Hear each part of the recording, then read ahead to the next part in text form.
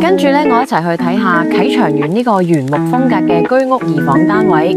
推開門嘅瞬間，原木嘅溫潤氣息就兜頭撲過嚟啦。先行入細路房，層疊式嘅碌架床望落似樹屋咁得意，淺色木嘅梯級同護欄摸落好有質感，成個就係俾小朋友發夢嘅小天地啊！跟住咧就行去主人房，窗戶旁邊啦擺住張大碌木床啦，床頭側邊啦有張木書台，朝早坐呢度睇書真係好寫意嘅。左邊個衣櫃緊緊貼住牆身，木紋順道咧將生活嘅細碎同從容都收埋晒。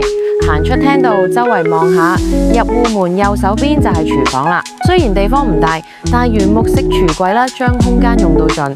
煮餸工具樣樣齊，一睇就知係醞釀煙火氣嘅好地方。行出廚房，行多2步就係客廁，設計簡簡單單，但係同全屋原木風好襯，夠晒實用又溫馨。呢個就係原木風格居屋2房單位啦，大家覺得點呢？